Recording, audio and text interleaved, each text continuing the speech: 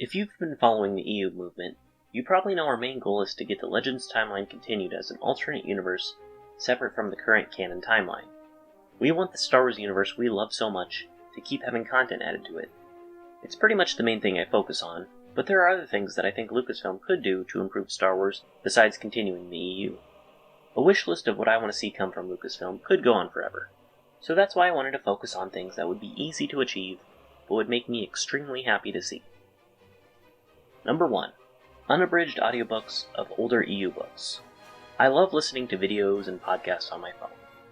Between working, doing chores, or long trips in the car, I find myself doing it all the time. I haven't really gotten into Star Wars audiobooks though, but I hope to rectify that in the future. Apparently they're really good, and I feel like I've been missing out. But without the physical copy of the book in front of me, I was always worried that part of the book may have been cut out or was missing. Back in the day of books on audio cassette tapes, that was actually the case. The EU was hindered by the technology of the past, and we didn't have the memory or digital storage space that we have today. As far as the late 2000s, Star Wars audiobooks were still being abridged, cutting content from what you would otherwise read in the physical version. A lot of the later EU, like Fate of the Jedi and some Clone Wars novels, are unabridged, and to my knowledge, none of the new canon books are abridged at all. They did go back and do full versions of certain stories, but much of the older EU audiobooks are still the condensed versions. It's not fair to give an inferior product to people who prefer the audiobooks, and it's especially not fair to people who are blind and don't have any other option but the audiobooks. The fact that new canon audiobooks are all unabridged, and some EU stories eventually got unabridged versions, is proof that the market prefers unabridged audiobooks. Eckhart's Ladder has a petition going on change.org to create unabridged Star Wars Legends audiobooks. I'll put a link to it in the description if you wanted to sign it too. He summarized the issue so well, I want to read what he said. I write to ask Lucasfilm and Disney to restart the production of unabridged Star Wars Legends audiobooks. This petition is to show that there is not only a desire for unabridged audiobooks, but also an active market ready to support new productions. Our petition. In April 2014, it was announced that all Star Wars Expanded Universe material up to that point would no longer be part of the main Star Wars continuity. Everything except the Clone Wars TV show and the original films were given the Legends moniker. The Star Wars Legends Expanded Universe is as important to many Star Wars fans as the main movies. It represents nearly 40 years of storytelling, which saw the creation of fan-favorite characters including Revan, Mara Jade, Garm Bel Iblis, the Solo Children, and countless more, featured in classic video games, comics, and as the focus of today's petition, books. After their initial release, EU books were often converted into audiobook form. However, most audiobooks do not meet modern standards. The primary issue is heavy abridgment, which significantly detracts from the plot and storytelling experience. For those unaware, an abridged audiobook shortens the original story by removing or changing content. Books are condensed into 3 hours, typically rather than the full 10 to 15 plus hours. In the 2000s, Lucasfilm began to create modernized, unabridged audiobooks of select EU novels, first converting fan favorites like the Thrawn Trilogy/Duology, the Bane Trilogy, Outbound Flight, Plagueis, and others. However, post-2014, new Legends audiobooks are no longer being released. Dozens, if not hundreds of books remain untouched, including the entirety of the New Jedi Order arc, most books of the New Republic era, including the Jedi Academy trilogy, Clone Wars, and Old Republic books, and much more. Audiobooks are a phenomenal way to experience a Star Wars story. They incorporate classic music and sound effects, are fully accessible to disabled fans, and are digestible to even the busy fan who can listen to Star Wars while driving or doing work. Most of the Star Wars EU is covered only by lesser quality abridged audiobooks. I, along with those signing the petition, asked Lucasfilm and Disney to restart the production of new Star Wars audiobooks. We accept that, for now at least, Legends is not the main continuity or the focus for media production, but EU fans would love their favorite works to be in the best condition possible. The next few months are light on new canon novels, and there are countless narrators who would do a phenomenal job covering Legends material. This petition is to show that there is not only a desire for unabridged audiobooks, but also an active market who will support any new productions. It's a fantastic idea, and I couldn't have said it any better. If new Legends novels or comic series would cost too much time, money, and resources, then the next best thing would be to take pre-existing material and have a talented narrator read over older Star Wars novels and add some music and sound effects.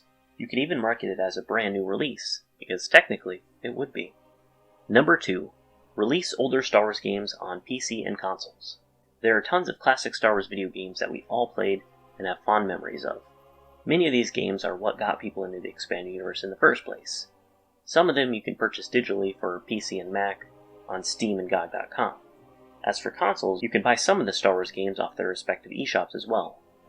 They are pretty good at keeping their library of older games alive in our modern era, however they could be a lot better. If you search Star Wars on each of these online stores, you'll notice some games are available in some places, but not in others, and some you won't be able to find at all. My proposal is to release all Star Wars games at least as much as possible across all platforms. Steam and GOG.com probably provide the biggest selection of games, including the old Dark Forces games and TIE Fighter and X-Wing games. But where's Rogue Squadron 2 and 3? Where's Bounty Hunter? Star Wars Demolition? The Clone Wars? Obi-Wan? Jedi Power Battles? Masters of Terrascasi? I get that not all these games are home runs, but they should at least be available to purchase whenever people want to get them. We're basically talking about taking an old game file that Disney and Lucasfilm can just put out on a website, and people will give them money for it. I mean, why not do that? I understand that porting games isn't quite that simple, but it has to be easier than creating a new game from the ground up. With Xbox, there's even less games. You have Coder, The Force Unleashed, some LEGO stuff, and both Battlefronts, but that's about it. You can even buy Jedi Academy, but they don't have Jedi Outcast. You can get Jedi Starfighter, but not Starfighter. PS4 has a better selection of games than the Xbox Store, including several games not found there. For whatever reason, PlayStation Network is the only place you can buy Bounty Hunter digitally. It's not even available on Steam. With Nintendo Switch, the only games you have there is Jedi Outcast and Jedi Academy. And later this month, Episode 1 Racer. So there is a dire need for more Star Wars games on Switch. There are many benefits of putting all the Star Wars games on PCs and current gen platforms. First, you're preserving these games for the next generation of fans who never bought them physically on older consoles. Second, it's just more money to be made for Lucasfilm. You put these games out there, and fans will buy them. You're not doing yourself any favors by keeping these games from the general public. In fact, you're losing out on a lot of profit. Maybe there's a good reason that the whole selection of games can't just be dumped out on all these platforms, but I'm not sure what it would be. I'm no game marketing expert, so I'm just looking at it from a consumer perspective. One thing that gives me hope, though, is that the company Aspyr has been porting older games to the Switch and PS4, and fans are still getting excited about it. Nintendo even featured these ports in the Nintendo Directs. I think if it's possible to bring these games over, then I would assume that porting other Star Wars games aren't out of the realm of possibility. I'm a Switch owner, and I bought Jedi Outcast and Jedi Academy when they got re-released. I plan to buy Episode 1 Racer when it comes out too. If you port any of the other Star Wars games to the Switch, like Force Unleashed or Coder, for example, then those would be guaranteed purchases from me as well. Lucasfilm, please let me give you money for these games. Number 3. New book covers. Creating new covers of books is a pretty simple way to update their look and appeal to collectors. Honestly, many of the original American EU book covers aren't my favorite. Instead of using a lot of original art, you just get pictures of the characters from the movies. This is why the Japanese covers by Tsuyoshi Nagano stand out so much among fans. In fact, many of these covers are the only depiction of some characters exclusive to the EU. Shortly after the EU was decanonized, the Han Solo and Lando Calrissian adventures got new covers. Recently, the Thrawn Trilogy books all got new covers, and even the Han Solo Trilogy got released in a nice leather-bound, hardcover format. This in particular looks really fancy and nice, and I can imagine a lot of book trilogies could be collected in this format, like the Jedi Academy or Corellian Trilogy. My favorite new covers are by Editora Aleph, the Brazilian publisher of Star Wars books. They have these amazing new covers that look really nice. Many EU-books have already been released with these covers, but I'd like to see even more done in this style, and be available in different languages and countries. Though the covers don't have to be exclusively done by Editora Aleph, I'd welcome original styles by new talented artists. It's a fairly inexpensive way to draw more attention to these older stories.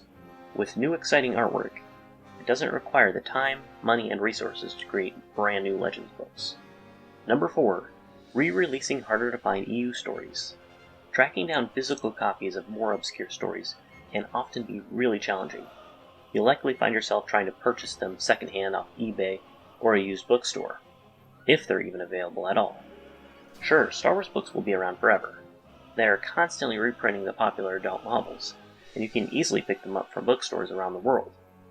But Star Wars adventure journals, insider short stories, and especially children's and young adult books have only come out once, and the stories from the online Hyperspace fan club aren't available in print at all. Just because they may not be as popular as the Thrawn trilogy doesn't mean people won't buy them. I propose that these harder-to-collect short stories from the expanded universe be released in anthology books. That would make these stories that have only shown up in a single issue of a magazine be more widely available to the public. At least back in the day, some stories from the adventure journals got put into collections, like Tales from the Empire and Tales from the New Republic. But with new anthology books, other stories that were only available in Hyperspace could be introduced to non-subscribers for the first time, and Lucasfilm will be able to make a profit on all of it. Plus, you could even create new covers for these collections.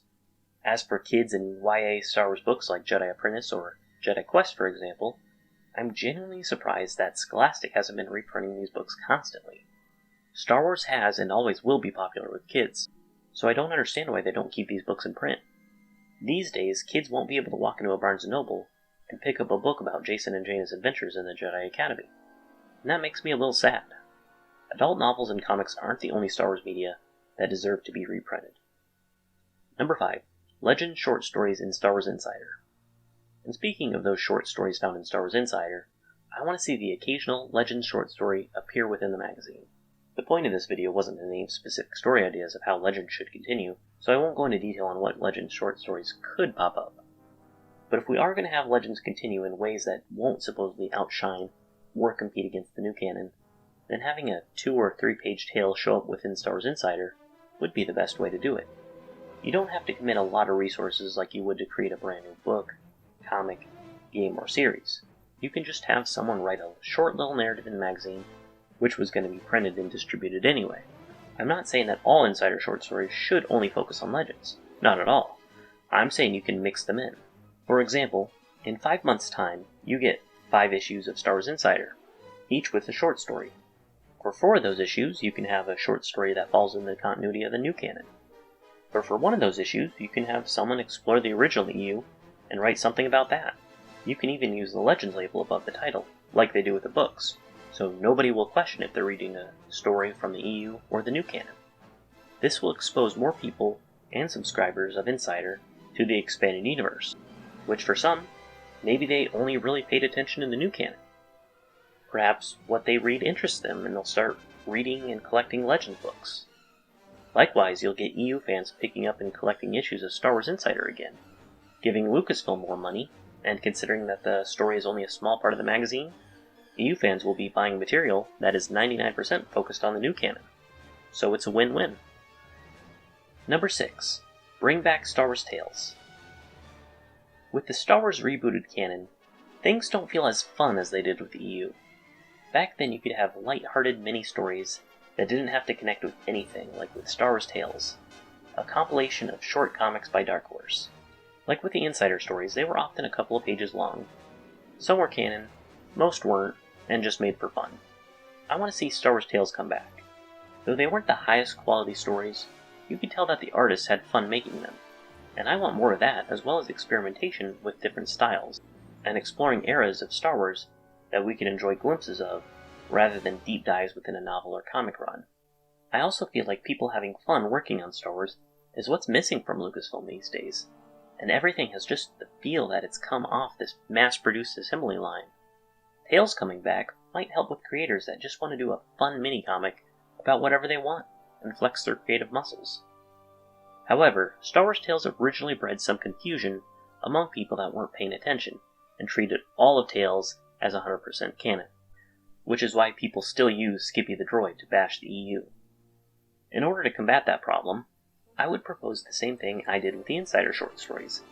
Label the stories so people know what they're getting into. A canon label will mean that the story will fall under the Disney continuity. A Legends label means that it will take place in the Legends timeline. And if you want to do a satirical, jokey comic that mixes in Star Wars with a movie parody or something, we can use the Infinities label to signify that it doesn't take place in either universe, and is its own silly little thing. I'm guessing if we did bring Tales back, most would fall in this final category. That's fine, but I also expect a lot of canon and legend stories to be made too.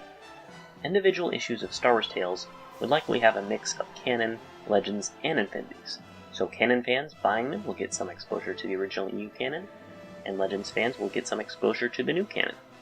Even if Lucasfilm Story Group members don't want to be bound by every little thing they make being absolutely canon, then bringing back Star Wars Tales might help release a little bit of that pressure of everything must be canon that we all have to deal with. Number 7. Prequels Infinities. Speaking of comics just made for fun, in the early 2000s, Dark Horse made a series of comics called Star Wars Infinities. The premise was that it would take the original Star Wars trilogy and change just one event in each of the movies. But that change, whether it was major or minor, basically spiral off and cause a chain reaction of events like the butterfly effect. Alter one event, and a new future comes to be. In A New Hope, what would happen if Luke Skywalker misses his shot on the Death Star? Or in Empire Strikes Back, what if Han didn't make it in time on Hoth, and Luke froze to death? Or in Return of the Jedi, what would happen if Jabba hit C-3PO in frustration just a little too hard, and he wasn't able to translate what Leia was saying while she was in disguise? It's entertaining to read these stories just to see how one little change in the timeline causes a whole different scenario to play out. But for some reason, they never gave the prequel trilogy the Infinities treatment. It's pretty simple to come up with ideas on what event you can change in each one. In Phantom Menace, what if Anakin lost the pod race, so Qui-Gon and the others were stuck on Tatooine? In Attack of the Clones, what if Jango Fett missed when he shot the saber dart at Zam Wesell, and she was able to spill the beans? In Revenge of the Sith, what if the Invisible Hand was totally destroyed when it crashed into Coruscant, and Anakin, Obi-Wan, and Palpatine all died? You can build the Infinity story off these examples, or from something else you want to change, to make your own what-if storyline. That's the fun part, and with Star Wars Infinities, it really comes down to just being fun. They don't have to follow the new canon or the EU, they're just their own silly little story, and they can be marketed to anybody. You don't have to have an intimate knowledge of the lore. All you'd have to know is the movies, to know what's being changed. Number 8. Comic adaptations of EU novels. Star Wars novels are amazing, but the big advantage that comics have over them is they can represent the story visually, while with books you have to use your imagination. While there's nothing wrong with that, and some people even prefer books for that very reason, it's nice to have an official depiction of the characters and setting that I'm reading about. Comic adaptations of Star Wars stories have been around for many years now, and some of the best books have already been adapted into comic form.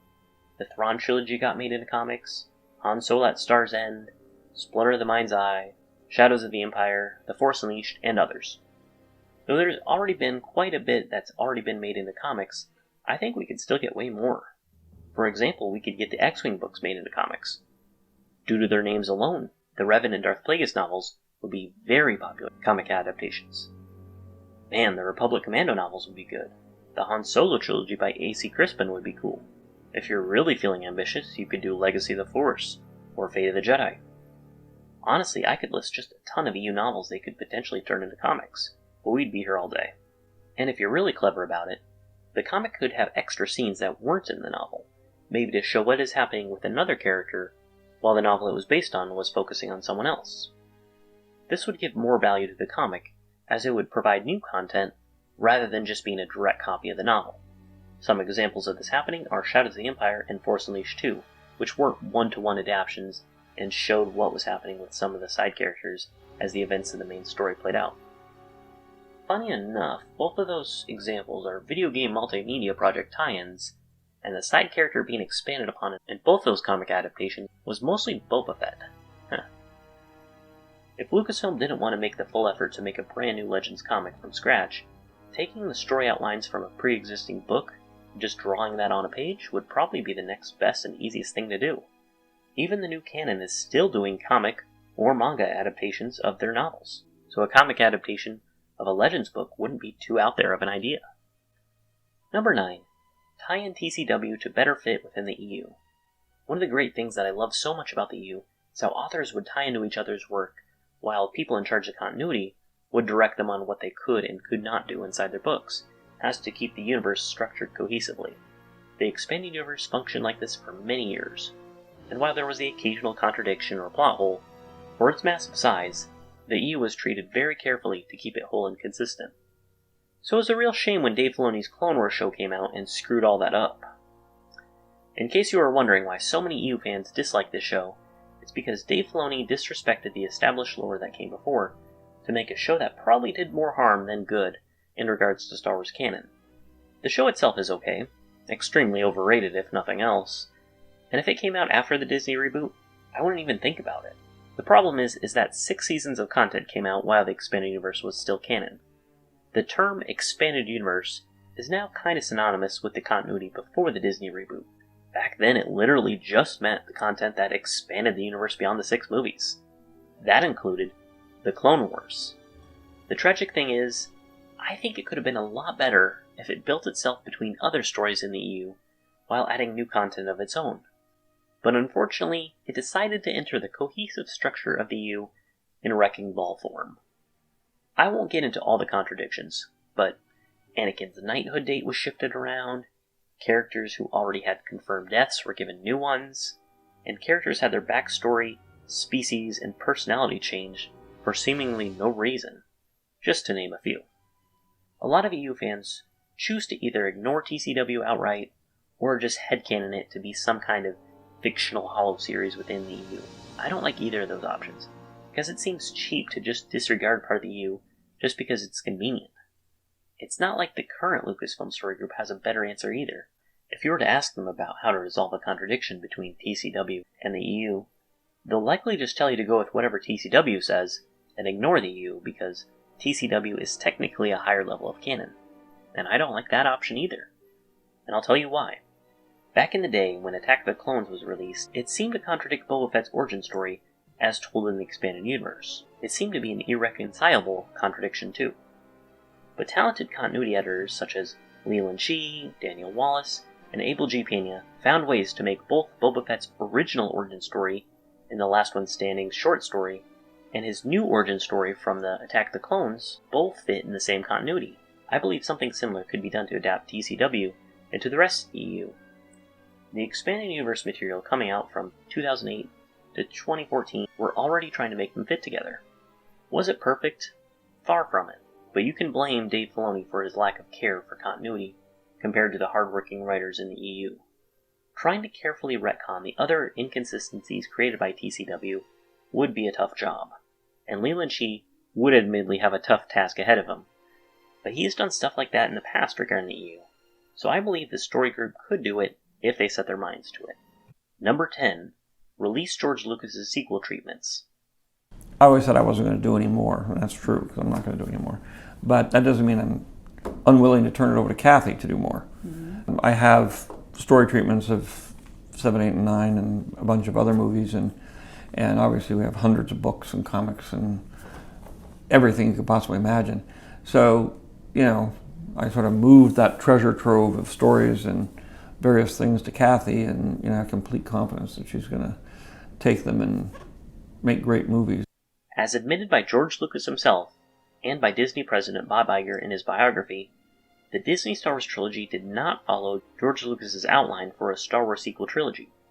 Bob Iger said that George felt betrayed when he realized that Disney and Kathleen Kennedy were going to take episodes 7 through 9 in a different direction, because they were not obligated to follow George's vision. However, Disney still purchased Lucas' story treatments for the sequels, and they can release them at any time. There have been a few hints at what George's sequels would have been about, revealed in art books for Force Awakens.